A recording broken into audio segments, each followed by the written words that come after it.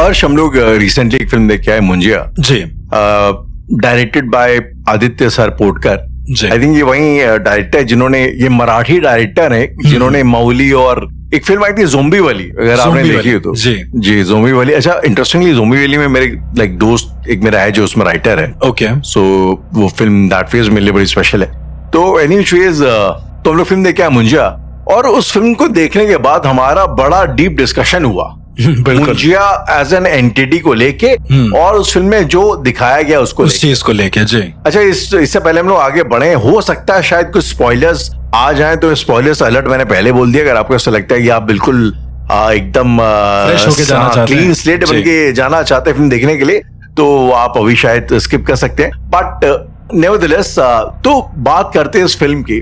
इस फिल्म में बेसिकली एक बच्चा है जो कि एक ब्राह्मण मराठी बच्चा है, और वो अपने आई थिंक जनेऊ संस्कार से पहले कुछ कारणों से उसकी मौत हो जाती है। जी। और उन कारणों में से एक कारण एक शादी का भी रहता है। उसको डेस्परेटली एक लड़की से शादी करनी होती है, और इसी एक उम्मीद में, इसी एक ताप में उसकी मौत हो जाती है। और फिर वो इवेंचुअली जो है वो मुंजिया बन के, एक एंटिटी बन के एक पेड़ पे रहता है, और फिर वो बाकी अपने एडवेंचर्स करता है। बड़े खतरनाक एडवेंचर्स होते हैं उसमें। जी। तो इससे पहले हम आगे बढ़े, ये जो इस फिल्म का एक जो प्लॉट पॉइंट था कि एक मुंजा जो कैरेक्टर है, ये एक लड़की से शादी करने की तड़प में खुद की जान देता है, और मतलब फिर बाद में उसका मतलब वो बेसिकली जब तक वो एक मुंजा बन के जिंदा रहता है, तो वो बस वो शादी करके जो है लड़की मुन्नी लगन ये सब करके जो है टाइम का। तो पॉइंट ये है कि जो मुंजिया एंटिटी होती है, क्या ये एक इस कारण से भी कोई मुंजा बनता है क्या कि उसको शादी करनी है? क्या ये पॉसिबिलिटी है? नहीं राहुल, मुझे ऐसा लगता है कि मुंजा के बारे में, अब जैसे मैंने मारन मुंजा के बारे में न जाने कितनी चीजें हम लोगों ने डिस्कस करी हैं जी। कितने सारी बातें। मेरे घर के जो पीछे वाला केस है मुंजा का, कि वो भाई उसको वहां पे रहना ही रहना है एक तरीके से। तो बेसिकली जो हम लोग पिक्चर देख के आए हैं मुंजा, उसमें ये दिखाया है कि वो किसी एक चीज के पीछे एकदम उसको धुन जाता है, उसके पीछे रम जाता है कि भैया उसको चाहिए ही चाहिए वो चीज। कहने का मतलब ये जी, ये पॉसिबिलिटी हो सकती है कि उसको जो चाहिए वो चाहिए। नहीं, पर वो क्या वो चीज एक लड़की भी हो सकती है? क्या वो शादी भी हो सकती है? तो एक पॉसिबिलिटी है, एक पॉसिबिलिटी है। पर उसमें जैसा दिखाया गया है कि वो उसका जो पागलपन दिखाया गया राहुल, अगर आपने देखा होगा कि उसमें कई सारे ऐसे सीन हैं जहां पर वो जो मेन जो हीरो होता है वो उसको लेकर आता है वापस, तो वो पूरा चैनल वगैरह हिलाने लगता है और बोलता है कि मुझे जाना है उसके पास, जैसे शादी करनी है उसके पास जाना है, और लगन करके बोलता रहता है। तो यस, मुंजा इस तरीके से काम करते हैं, इस तरीके से चीजें कहते हैं, आपको मेंटली ट्रॉमेटाइज कर देते हैं। ट्रॉमेटाइज भी नहीं राहुल, मतलब आप अपनी जिंदगी पे शक करने लगोगे कि यार ऐसी भी चीजें होती हैं क्या? मतलब पॉसिबल हो सकता है कि कोई इंसान इतना ज्यादा आतुर हो जाए किसी के ऊपर कि जी। उसको वही चाहिए सिर्फ। उदाहरण के तौर पे मुंजा वाले केसेस में, जो मैंने घर के पीछे वाले केस बताए थे जी, उसमें क्या वो जाने जाती हैं हर घर में, मतलब जो घर था वहां पर पूरी फैमिली मर जाती थी। यार मैंने आपको यही बताया। अच्छा, जाने जाती लोग मर रहे हैं, मतलब बेसिकली पूरा लोग मर चले गए। अब क्या है, मुंजा को शायद लाश चाहिए थी वहां पे, उनको मुंजा को डेड बॉडीज चाहिए थी, इस वजह से मुंजा इस तरह से कर रहा हो, और जो भी फैमिली जाती हो उसको मार डालता हो एक तरीके से। जी। एक और मुंजा का केस सुनने में आया था राहुल, कभी मैंने मतलब देखा नहीं उसको, उसमें उसको सिर्फ और सिर्फ मतलब बच्चे के साथ खेलना है। अच्छा, मुझे जहां तक याद है यश कि हमारा जो डिस्कशन हुआ था, आपने मतलब ये बताया था कि वो शायद मारता नहीं है सच, लेकिन वो इतना हद तक आपको मेंटली ट्रॉमेटाइज कर देगा, इतना परेशान कर देगा कि आप खुद जो है मौत मांगोगे, वैसा हालत। अच्छा, इस फिल्म में भी दिखाया गया कि वो एक लेडी को मार डालता है। एग्जैक्टली, उसमें दिखाया गया है कि वो जो दादी हैं जी, उनको ऐसा गला पकड़ के टेढ़ा कर देता है, दादी को मार डालता है। तो क्या मतलब मुंजा मार सकता है? मारन मुंजा मार सकता है। मुझे जो इसमें दिखाया गया है, जिस तरीके की मुंजा एंटिटी को दिखाया गया है, मुझे वो मारन मुंजा ज्यादा लग रहा है, मुंजा कम लग रहा है उसमें। मतलब जिस तरह का डिपिक्शन उसका दिखाया गया है कि जनेऊ धारण है, चुटिया है, बट उसका शरीर बड़ा जैसे पेड़ों की जो छाले होती हैं बहुत पुराने, वैसा टाइप का उसका जो वीएफएक्स सीजीआई से उसको बनाया गया है जी, वो उस तरीके से। लेकिन रियल जिंदगी की बात अगर मैं करूं कि मुंजा दिखता कैसा है राहुल, अगेन मैं मुंजा की बातें जब करता हूं मेरे रोंगटे खड़े हो जाते हैं। Still I am getting goose bumps की एक ऐसा बच्चा जो बड़ा कह सकते हैं कि सिंपल सा हो, सादा चेहरा हो उसका, एकदम क्यूट हो, नॉर्मल सा, बस उसके चोटी हो एक मुंडन संस्कार के बाद जो होता है, यज्ञोपवीत हो रखा हो उसका, और प्रॉपर उसने एक धोती पहन रखी हो, दिखने में मैं आपको बता रहा हूँ बड़ा इजी लग रहा है, लेकिन जरा सोचो एक ऐसी, आप एक घर में रहते हैं राहुल, उदाहरण के तौर पे जी, घर में रहने के बाद आपके घर का दरवाजा खटखटाता है कोई, और आप खोलते हैं और वहां पर एक बच्चा दिखता है, और वो जो बच्चा होता है और वो आउट ऑफ नोवेयर आपको दिख रहा है, वहां पे है नहीं, वो को हेलुसिनेट हो रहा है कि एक बच्चा है। ये जब इस तरह की चीजें आती है ना सामने, तो राहुल कहने में बहुत इजी लगता है, लेकिन जब एक्चुअली में ये होता है तो दिमाग खराब हो जाता है, कि बहुत डिस्टर्बिंग हो जाता है कि एक बच्चा है वो चुपचाप से खड़ा है सर झुका के अपना। आपने देखा होगा उस मूवी में एक सीन है जिसमें बच्चे के सर में एक स्वास्तिक बनाते हैं, हाँ, मुंडन के दौरान। वो मुंडन था कि क्या था? वो मुंडन था, जबरदस्ती बाल काट रहे होते उसमें। अब खैर देखिए, फिल्म है, फिक्शन होगी फॉर श्योर, कुछ ना कुछ तो फिक्शन होगा, बट ऐसा होता है कि यज्ञोपवीत संस्कार जो होता है हमारा, उससे पहले यदि कोई बच्चा अपने मुंडन के दौरान मर जाता है तो ऐसा होता है। और ये भी इसके साथ भी कुछ ऐसा ही हुआ, बट इसमें क्या है कि वो जो बच्चा था तंत्र मंत्र करने लगा था, और वो पेड़ के पास गया, कुछ ऐसा करने लगा, शैतान को बलि देना चाहता था, उसने अपने ही सर की बलि दे दी, मतलब वो फिसला और अपना सर उसका पटका और वो टूट गया, मतलब मर गया पूरी तरीके से। ऐसा कहते हैं राहुल कि इस तरह के जो बच्चे होते हैं जिनके अंदर बहुत ज्यादा जिद होती है एक तरीके से, या बहुत ज्यादा कह सकते हैं कि शरारती किस्म के होते हैं, बच्चे तो कैसे भी हो सकते हैं ना राहुल, तो जब वो मुंजा बनते हैं, जब वो ब्रह्म राक्षस बनते हैं, आपने ये वर्ड भी बहुत सुना, ब्रह्म राक्षस, उस दिन मैं अक्सर 2-3 बार रिपीट किया इस वर्ड को जी। तो जो ब्रह्म राक्षस जब वो बनते हैं, उसमें बार बार आया है कि मैं ब्रह्म राक्षस हूँ, वो बार बार अपने आप को कहता है कि मैं ब्रह्म राक्षस हूँ। ये भी बड़ा इंटरेस्टिंग पॉइंट है। जो मुंजा होता है उसको ये पता होता है कि वो कितना ताकतवर है। सबसे अजीब सी चीज ये होती है, बच्चा होता है ओके, पर उसको ये पता है कि वो, इट्स जस्ट लाइक आपके पास कोई बेबी है, आपने उसको बोल दिया कि तुम तो स्पाइडरमैन हो, एक तरीके से तुमने ऐसे करोगे तो अपने आप तुम ऊपर चले। अब उसकी इमेजिनरी दुनिया में तुमने उसको क्या बना दिया है, तुमने उसको स्पाइडरमैन बना दिया है। अब वो हर जगह वैसा रिएक्ट करेगा। मुंजा भी सेम वैसा ही है, मतलब लोग उसको ब्रह्म राक्षस, ब्रह्म देवता बोलते रहते हैं, राइट। तो वो अज्यूम कर लेता है कि वो ही, और जब वो अज्यूम करता है तो उसकी स्पिरिचुअल कॉन्शियसनेस इतनी ज्यादा हो जाती है कि वो एक्चुअली ब्रह्म बन जाता है। मेरा ऐसा मानना है, मतलब उसके पास पावर्स आ जाती है। ये भी पॉसिबिलिटी है अर्श की आप मतलब अज्यूम करोगे तो आप इवेंचुअली बन जाओगे वो चीज। ये मृत्यु के बाद का सिनेरियो है जो उसका होता है। मैं आपको एक सिंपल एग्जांपल देता हूँ। यदि मुझे पता है कि एक घर में एक मुंजा था और वहां पर वो लोग क्या, जैसे इसमें क्या है, छड़ी का कॉन्सेप्ट है, वो छड़ी लेके आती मारती और बच्चों को कैसे मारा जाता है, डराया जाता है, राइट जी। और आपको याद होगा मैंने आपको एक एक्सपीरियंस बताया था दशनामी साधु का, जिसने दशनामी साधु आते हैं आउट ऑफ नोवेयर उस मुंजा वाले घर में, कान पकड़ते हैं, ऐसे दिखाते हैं कि कान पकड़ा और लेके जा रहे हैं।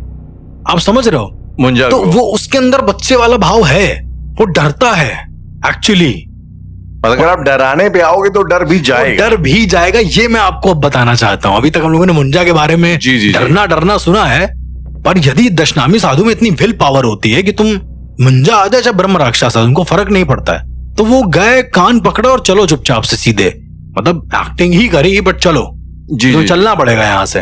एक हुड़की जो होती है एक तरीके से, जो हुंकार होती है कि भाई तुम चलो, तुमको हम बताते हैं, तुमको अभी उस पेड़ से बांध देंगे। सुना है ना आपने ऐसा कभी डायलॉग? जी। जब हम लोग मूवी देख रहे थे तो उसमें क्या था, पेड़ से बंधा हुआ था, वो दादी आती है उसके पेड़ पे मारती हैं और वो अचानक से ऊपर चला जाता है। राहुल, कुछ एंटिटीज होती हैं ऐसी जो अपनी जिंदगी में जिस तरीके के सिनेरियो को ऑब्जर्व करती हैं वो वैसे ही होती है सेम। इट जस्ट दैट कि वो एंटिटी हम डर जाते हैं, बात ये है। मैं अर्श आपसे एक चीज यहाँ पे पूछना चाहूंगा जो आपने अभी टॉपिक उठाया है। मैंने अर्श सदगुरु जी का मैं एक पॉडकास्ट सुन रहा था, तो उसमें उन्होंने एक चीज बोली कि जब आप मरते हैं तो आपके मरने के बाद जैसे हमारे दिमाग में एक चीज होती है इंटेलेक्ट का काम होता है चीजों को नेगेट करना जी, कि अगर मतलब एक सही गलत का फर्क करना। बेसिकली इंटेलेक्ट है जो डिवाइड करता है, मतलब ये दिन है, ये रात है, ये खा सकते हैं नहीं खा सकते हैं, ये अच्छा ही बुरा है, ये डिसीजन आपका जो है बेसिकली बुद्धि का काम, जो बुद्धि होती है बेसिकली बुद्धि का काम होता है ये बताना कि ये नहीं करना, ऐसा नहीं है। जब आप मरते हैं तो आपका ये इंटेलेक्ट वाला पार्ट खत्म हो जाता है, तब आपको मना नहीं किया जा सकता।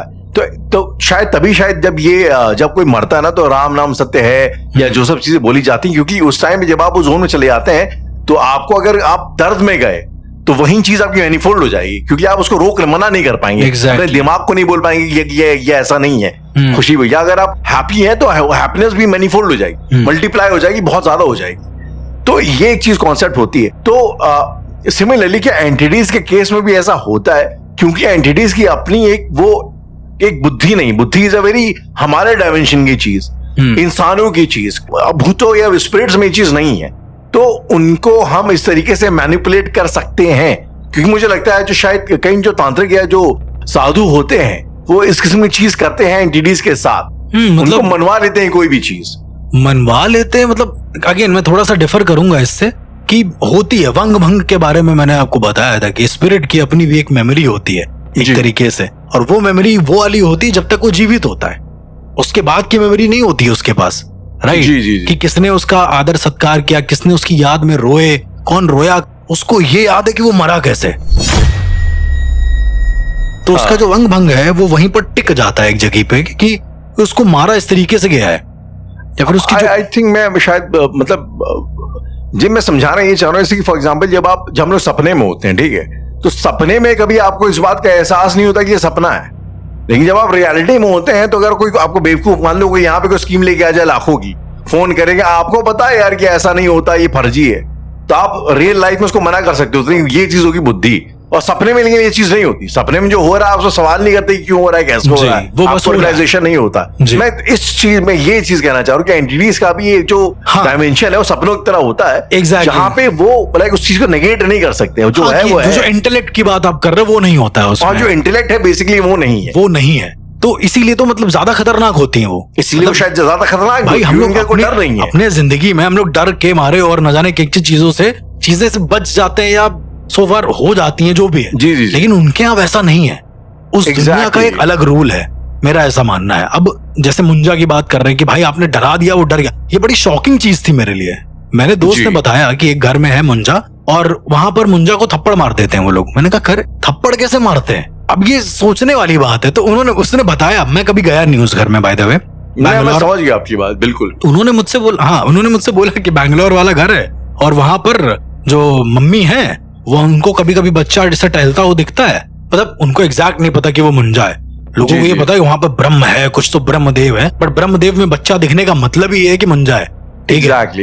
तो उनको बिल्कुल ऐसे दिखता है और मम्मी ना एक दिन परेशान हो गई, उनकी बार बार दिखने लगा, उनकी मम्मी को लगा हेलुसिनेशन है, तो उनकी मम्मी ने चिल्ला दिया क्या कर रहे हो, ये सब फालतू की चीजें, निकल जाओ यहाँ से, नीचे वाले पोर्शन में कभी दिखना नहीं, ऊपर चले जाओ। वो घबरा गया, वो घबरा के नीचे वाले पोर्शन में आया ही नहीं उसके बाद से। तो नहीं, बट ये बात कितनी कॉमन सेंस की बात है। आज फॉर एग्जांपल सर्कस में जब किसी शेर को ट्रेन किया जाता है, टाइगर को, ठीक है, तो तरीका ये होता है कि जब वो छोटा होता है तो छोटे में उसको लाइक सजा, लाइक बेल्टी वेट मारी जाती है, जी, ताकि उसके दिमाग में हमेशा रह जाए कि ये जो बंदा हंटर खड़ा है ये साला मेरा बाप है, जो मुझे मार सका, जो रिंग मास्टर है। तो जिंदगी भर उसकी कभी हिम्मत है, क्योंकि वो सर्कस में नॉर्मल अदर शेरों से मिला नहीं है, तो उसको ऐसा लगता है उसकी पावर ही नहीं है उसको मार सके। सिमिलरली डॉग्स, अरे जब डॉग्स को ट्रेन किया जाता है तो बचपन में उनको जिस तरह स्लैप करना, उनको मारना एक वो होता है, एक टेक्निक होती है कि आप यहाँ पे अगर आपको चाहिए वो यहाँ सुसु ना करे सोफे के ऊपर, तो वहां ले जाके उसको लाइक स्लैप करते हैं, मारते हैं उसको, ताकि उसके दिमाग में ये चीज स्टे कर जाए कि यहाँ पे ये चीज नहीं करनी है।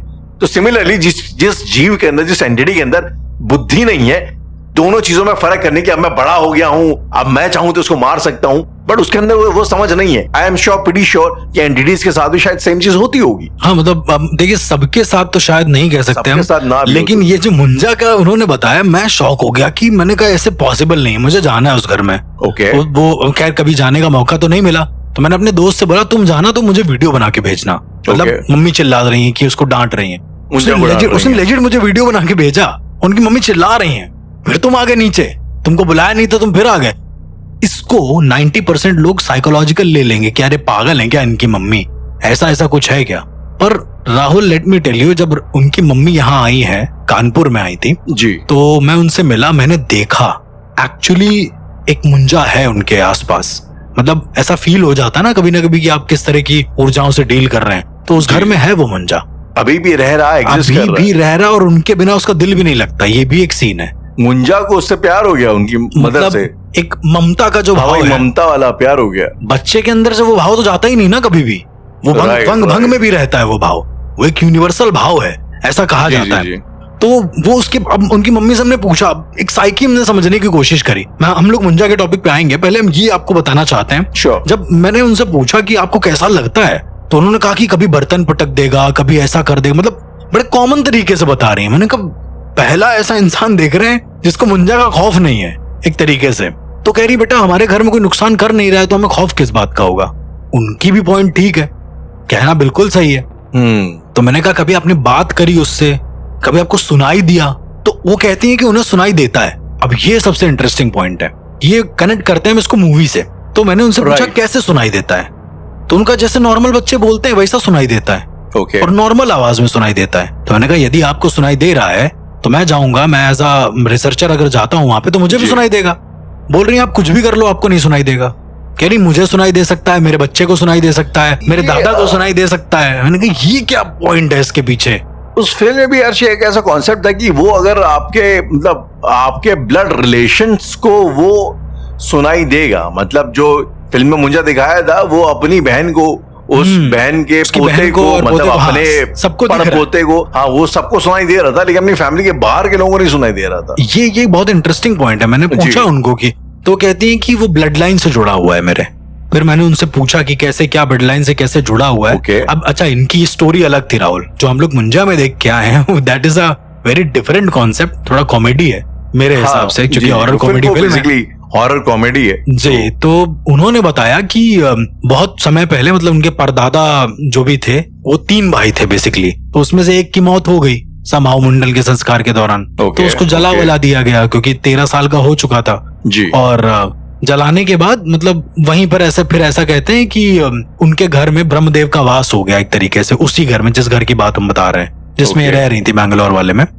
तो मैंने कहा तो फिर कुछ अननेचुरल घटना, क्योंकि मैंने तो सुना जहां मुंजा रहते हैं उनको कुछ ना कुछ चाहिए होता है। अगेन ये वही वाला सीन है जो मैं आपको बता रहा था कि उसको खेलने को चाहिए कोई ना कोई, उसको बात करने को चाहिए कोई ना कोई, एंटरटेनमेंट, मतलब एक बच्चे की तरह उसको भी लाइक मजा लेना है बस। हाँ उसको मतलब सिर्फ बात करना है, उसको कुछ चाहिए नहीं स्पेसिफिक जी। जैसे कहीं कहीं पर कुछ ऐसे भी केसेस हैं जहाँ पर मुंडा को स्पेसिफिक कुछ चाहिए, जैसे फिल्म में था कि भैया शादी करनी है, लेकिन चिल्लाता रहता करनी है जी। बट इसमें उसको सिर्फ बात करनी है, यदि वो बात नहीं करेगा तो घर में कुछ अनहोनी होगी। उदाहरण के तौर पे वो बताती है कि जब जब घर खाली होता था तो क्या होता था, कभी कभी अचानक से गैस का सिलेंडर खुल जाता था, पूरे घर में गैस की महक आ रही है, मतलब घर छोड़ के गए सब लोग, तो घर वालों का ये अजम्पशन होता था भाई खाना बनाते वक्त खुल गई होगी। पर अगेन ये जब बहुत ज्यादा बढ़ गया, ओवर बढ़ गया ये सारी चीजें कि भाई एक दिन नल खुला मिल गया, ऐसा नहीं कि वहां पर कुछ चीजें उड़ रही है हवा में या कुछ ऐसा, बहुत नेचुरल जो बच्चे कर सकते हैं। तो अर्श ये जो मुंजा करता है ये इंटेंशनली, जैसे उस घर में वो इंटेंशनली जान कर गैस खोल रहा था धमाका करने के लिए, या वो स्वभाव से ये करके देखते हैं वो करके देखते हैं? नहीं जो शायद बच्चा वो बच्चा जो करता है वही कर रहा था। एक और बड़ी इंटरेस्टिंग बात उन्होंने बताई कि शावर जो था उसका जो स्विच था वो ऊपर था, जो टैप होता है वो ऊपर था जी। तो शावर नहीं खुला था, बाकी सारे नल खुले हुए थे, शावर भी खुलना चाहिए फिर तो। ओके, ये बड़ी अजीब चीज है। फिर उन्होंने बोला जो अलमारी थी उसमें किताबें नीचे बिखरी हुई हैं, ऊपर वाली किताबें एकदम सटीक रखी हुई हैं, वहां तक पहुंच ही नहीं पा रहा है वो। बात एक वो है कॉन्शियसनेस की, मतलब एक बच्चा जो जो कर सकता है वो किया। दूध गिर गया जमीन में, दूध फैला हुआ है जैसे कोई उसके ऊपर से चल के गया है, तो इस तरह की छोटी छोटी चीजें, मतलब इरिटेट करने वाली चीजें। कुछ बहुत बुरा नहीं हुआ उनके घर में, बट उन्होंने यही बोला कि जो उनके 3 भाइयों में से जो बीच वाले भाई थे, ये सबसे अच्छा छोटी वाली थी जो आंटी थी, तो जो बीच वाले थे उनको तंग करता था बहुत ज्यादा। मतलब वो बैठे होते तो उनको अचानक से लगता था कोई बाल नोच के भाग गया है, अचानक से वो मतलब कुछ काम कर रहे हैं, पेन लेट सपोज कुछ लिख रहे हैं, अपना हिसाब किताब, वो मुनीम टाइप के थे तो कुछ हिसाब किताब लिख रहे हैं, पेन ऐसे खिंच गया ऊपर की ओर आउट ऑफ नोवेयर, मतलब जिसने स्लिप हो जाता हाथ तो पूरा पेपर फट जाता है, वो हो गया। और ये बहुत कॉमन चीज है। वो नहा रहे हैं, पानी बंद हो जाता है बार बार, पानी पता नहीं कौन बंद कर रहा है, टंकी का पानी खाली हो गया पूरा का पूरा, टंकी में छेद है, ऊपर गए तो देखा, अब टंकी में छेद कौन करेगा राहुल, बात ये है। तो पूरा ऐसे ही गए साबुन वाबुन लगा के, पूरा बड़ा ही कॉमन चीज राहुल, और कुछ ऐसा था नहीं। तो उसका मुंजा का कहने का मतलब ये था कि भाई हमको घर में अकेला नहीं छोड़ो, हमको डर लगता है। बड़ी कितनी बड़ी मासूम चीज है ये, बड़ी मासूम चीज है। उसको उसका ये इंटेंशन नहीं था कि तुम लोग कहीं जाओ नहीं, उसका ये था कि घर में अकेला ना छोड़ो हमको, मुझे डर लगता है तो मैं तुम लोगों को ऐसे परेशान कर रहा हूँ ताकि तुम यहाँ पे टिको। बिल्कुल। और राहुल तब से लेकर, शायद ये बहुत पहले की बात मैं आपको बता रहा हूँ, 1800 समथिंग के आसपास की बात है, जो मैंने आपको बताया परदादा जो थे उनके जी, तब से लेकर आज तक राहुल उस घर में कभी भी ऐसा टाइम नहीं हुआ है कि लोग कोई अकेला हो, मतलब घर कभी अकेला नहीं हुआ है। मतलब घर खाली नहीं रहता। इम्पॉसिबल। वो लोग जाते हैं तो कोई किसी को दे जाते हैं कि भैया आप रहना यहाँ पे। यार पर वहां रहने के लिए कोई तैयार कैसे होता है? नहीं, उनको पता नहीं है कि मुंजा है। मुंजा किसी को दिखेगा नहीं ना, हरकतें दिखेंगी। हरकतें तो करता अगेन होगा। मुंजा को ये भी पता है कि घर में कोई ना कोई है तो नुकसान भी नहीं पहुंचाएगा। एक और चीज है, वो है अटेंशन। यदि तुमने अटेंशन नहीं दी तो भी परेशान करेगा वो तुमको। बस कुल मिला के एक बड़े बच्चों वाला स्वभाव रहता है मुंजा का। मतलब हाँ, मतलब उनके जो बीच वाले थे चाचा जी, उन्होंने बताया कि मतलब जब हम भाव देने लगे ना कि इससे बाल कोई नोच रहा है तो हमने कहा अरे परेशान मत करो, सब ठीक है, तो कुछ नहीं होता था। और जब तक तुम नहीं कहोगे तब तक मैं बाल खींचते रहेंगे चारों तरफ से। कुछ ना कुछ होता रहेगा। खरोच लग जाए अचानक से तुमको, मतलब मरोगे नहीं तुम। ये मुंजा बड़ा कैस्पर वाला सिनेरियो है, फ्रेंडली घोस्ट वाला सिनेरियो है कि एकदम उसको कोई मतलब ही नहीं है। Exactly friendly also. और फिर उन्होंने बताया कि एक दिन हादसा होते होते बचा था कि घर को बेचने की बात आई। ये सबसे बड़ी चीज थी। ओके। तो राहुल कहते हैं कि जो घर खरीदने आया था वो मतलब उसने कुछ सौदा वौदा तय किया होगा, सारी चीजें डन हो गई होंगी जी। उसके बाद जो है वो अपने घर गया। फिर 2 दिन बाद न्यूज आती है कि वो और उसकी पत्नी एक कार एक्सीडेंट में मर गए, जो घर खरीदने वाला था। एक बड़े ही अजीब से कार एक्सीडेंट में जिसमें उनका सर फट गया है। सर ही फट गया, मतलब कार चला रहे थे और अचानक से सामने हाईवे पर कोई ठंडी का टाइम था, धुंध वगैरह थी, तो कोई ट्रक था जो बीचों बीच ऐसे खड़ा हुआ था। ये थे डिजायर वगैरह किसी गाड़ी से, स्पीड में गए, सीधा उसके अंदर घुस गए। तो जो कार का पूरा वो था, उनके पूरा मतलब आधा मुंह फट गया, ऐसा हुआ। तो ले नहीं पाए फिर। और बड़ी सरप्राइजिंगली तरीके से जिसने भी खरीदने की कोशिश करी है, अजीबोगरीब तरीके से, मतलब वो मौत हो गई उनकी। एंटिटी चाहती नहीं कि घर पे किसी और कोई और आए कोई और का वास हो, और अब वो बन चुके हैं। तो इस तरह की वो चीजें मुझे बता रही थी। तो मैंने उनको फिर यही पूछा कि अब दोबारा कभी जैसे हमें देखना होगा तो, या फिर फील, कह रहे आप फील कर सकते हो, वो चीजें गिराएगा आपको दिखेंगी, ये सब कर सकते हो जी। खैर मैंने बोला कि मैं फिर कभी जब आऊंगा तो फॉर श्योर ये चीज देखूंगा जरूर। Arsh, coming back to the movie, एक सवाल मुझे आपसे और पूछना था कि उस फिल्म में ऐसा दिखाया हुआ है कि जब उस बच्चे की मौत हो जाती है तो वो एक पेड़ पे उसको बांध देते हैं, ठीक है, जो बरगद पेड़ पे, उस बरगद के पेड़ पर वो लोग यज्ञोपवीत बांधते हैं बहुत सारे, ताकि वो वहां पे होता है। हाँ एकदम बंधा रहे, इंटैंगल्ड रहे वहां से। अर्श, ये एक जो चीज होती है, मैंने अक्सर कई फिल्मों में भी शायद ये चीज देखी है। आई थिंक वो जो अक्षय कुमार भूल भुलैया, उसमें वो एक मंदिर के एक ताले को शायद से वो बहुत कमरे के ताले को बहुत कलावे से बांधते हैं। कलावा, हाँ। तो ये मुंजा का ये भी कॉन्सेप्ट होता है कि जब पता लग जाता है कि मुंजा बनने वाला है तो लोग उसको कहीं ना कहीं से बांध देते हैं। अब देखिए, ये पुराने जो गांव होते हैं राहुल, क्योंकि हम लोगों ने जो मूवी देखी है कोंकण के पुराने गांव की एक कहानी है, ठीक है जी। तो चेटुकवाड़ी जिसके बारे में, हाँ, तो पुराने जो पद्धति के जो लोग हैं उनका ये मानना है कि कोई असमय जब मरता है या कुछ ऐसा होता है तो उसकी अस्थियों को विसर्जित ना करके गाड़ देना चाहिए।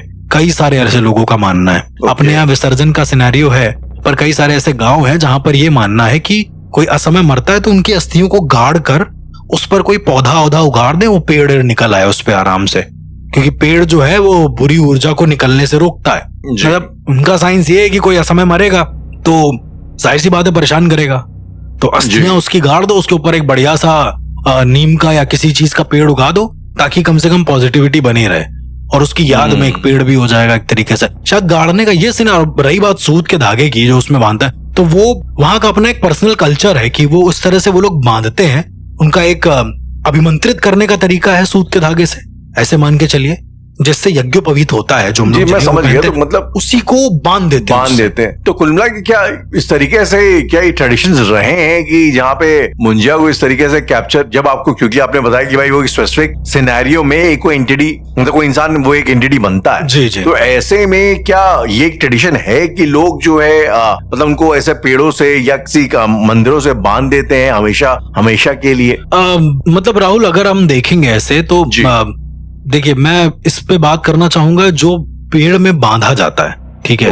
देखिए, डिपेंड करता है किस पेड़ में बांध रहे हो। आपने जब उस मूवी में देखा होगा जी, तो उसमें बरगद का पेड़ था, इज इट सो? बरगद के पेड़ को राजा कहा जाता है पेड़ों का, राइट। आम का वृक्ष भी होता है, बट बरगद के पेड़ की उम्र सबसे ज्यादा होती है, ठीक है। मतलब शायद वो 1000 साल तक रहे, बहुत, मतलब उसकी उम्र बहुत होती है। तो ऐसा कहते हैं कि एक ब्रह्म को एक ऐसी एंटिटी, एक ऐसी ऊर्जा को जो ब्रह्म के समान है, उसको किसी जगह पर डालने के लिए, किसी जगह पर प्राण प्रतिष्ठित करने के लिए तुमको ये सारे प्रोसेस करने पड़ते हैं। पर जिस जगह पर तुम ये कर रहे हो, जो उसकी ज्योमेट्री है जी, उसकी खुद की उम्र बहुत होनी चाहिए, मतलब उसकी खुद की ऊर्जा बहुत होनी चाहिए, उसने सदियां देखी हो, ऐसा होना चाहिए, तब जाकर वो जो एंटिटी है वो उसमें वास कर सकती है। इसीलिए बरगद के पेड़ को बहुत ज्यादा रेलेवेंट माना जाता है। वट वृक्ष, वट यक्षिणी, और ये बुराड़ी केस, जितनी भी चीजें हैं, तो हम लोग जितना आई थिंक अब जब भी बरगद के पेड़ का जिक्र होता है, जो पहला जो इमेज जहन में आती है वो आती बुराड़ी वाली पहले सबसे ज्यादा, सबसे पहले आती है। जी जी। अब ये जो सामने आ रही है हमारे, मतलब कहने का मतलब इसका कोई रेलेवेंस है, बहुत ज्यादा रेलेवेंस है। इवन इनफैक्ट नीलावंती ग्रंथ के अंदर वो बना हुआ है बरगद का पेड़, वो डायन नीचे बैठी हुई है। तो हमारे जो प्राचीन ताम्रपत्र के जो शब्दावली हैं, अगर आप उसमें संस्कृत के मंत्र देखेंगे तो उसमें भी बरगद का पेड़ का जिक्र है। तो यस, तुम मुंजा को बांध सकते हो। Coming back to the movie again Harsh, अब उन एस्पेक्ट्स की बात करें जो शायद से मुझे तो नहीं यकीन हुआ कि ऐसा भी कुछ हो सकता है। जब फिल्म अपने आखिरी मुकाम पे पहुंचती है तो वहां पे जो ये सब जो दिखाया गया हर्ष, कि आप सर पे एक निशान करिए, उससे जो है मुंजा की एंटिटी यहाँ से वहां ट्रांसफर हो जाती है, बकरी में ट्रांसफर हो गई, बकरी का अगर आप मार डालेंगे तो मुंजा खत्म हो जाएगा, मुक्त हो जाएगा। अच्छा, पहली बात तो इससे पहले कि आप इसमें आए, ये मुंजा की मुक्ति का क्या लॉजिक होता है? मतलब मुंजा को टेक्निकली हम लोग मुक्ति कैसे प्रदान कर सकते हैं अगर करना चाहें तो? देखिए, जो फिल्म में दिखाया गया, मैं तो उससे एग्री नहीं करूंगा, क्योंकि मैं बहुत हंसा हूं। इनफैक्ट मैं सो भी गया था इन सब चीजों को देख के जी। तो क्योंकि बोर कर रही थी मुझे, टू बी वेरी ऑनेस्ट। एक जेन्युइन चीज आपको बता रहा हूँ। और मुंजा की मुक्ति ऐसे नहीं होती कि आपने चिन्ह बना दिया, उसके अंदर घुस जाएगा, वो मुक्ति हो जाएगी। इतना सिंपल अगर होता मुंजा तो फिर इतनी बड़ी एंटिटीज में नहीं आता, ब्रह्म में नहीं आता। यदि ब्रह्म को कैप्चर करना इतना सिंपल है तो फिर तो छोड़ ही दो सारी चीजों को। तो मेरा ये मानना है कि मुंजा की मुक्ति सिर्फ उसके सामने रिक्वेस्ट करके हो सकती है। वो अपने मर्जी से मुक्ति ले सकता है। जैसे एक छोटे बच्चे होते हैं, आप उसको कितना भी कह लो कि वहां नहीं जाना है, नहीं जाना है, वो जाएगा जाएगा जाएगा। लेकिन बहुत ज्यादा उसको आप विनम्रता से बोलेंगे, थोड़ा प्यार से सहला के उसको बोलेंगे तो वो नहीं जाएगा। फिर वो थोड़ा सा रुकेगा। उसकी भी अपनी एक कॉन्शियसनेस है कि वो उसको कहेगी कि कोई बात नहीं, रुक जाते हैं, चलो यहाँ कुछ शरारत करते हैं। जी, मुंजा भी ठीक वैसा ही है। तुमको मुंजा के सामने रिक्वेस्ट करना पड़ेगा, गिड़गिड़ाना पड़ेगा, और यदि तब मुंजा मानता है तो उसकी मुक्ति है कि भैया वो चला जाएगा, कोई बात नहीं, समय समय पे आता रहेगा, जो भी उसका सिनेरियो है। राइट। लेकिन यदि मुंजा नहीं मानेगा, मेरे हिसाब से ऐसा कोई तरीका नहीं है जिससे आप मुंजा से मुक्ति पा सकते हैं। इस फिल्म के हिसाब से हर्ष, ये जो मुंजा वाली एंटिटी थी फिल्म में, वो आती है स्पेसिफिक रीजन की वजह से, उसको शादी करने का। जी बिल्कुल। अगर मान लो ऐसी कोई एंटिटी हो, उसकी एक स्पेसिफिक रिक्वेस्ट है। रिक्वेस्ट क्या मतलब? उसकी एक डिमांड है कि उसको कुछ करने का। तो उस केस में क्या आप उसको रिक्वेस्ट ये कर सकते हो कि भाई तुम इसको रहने दो, मतलब उसको जो करना है वो तो करेगा ही ना। तो ये मतलब जो करना है वो कहना चाहते हो कि आप उसकी डिमांड को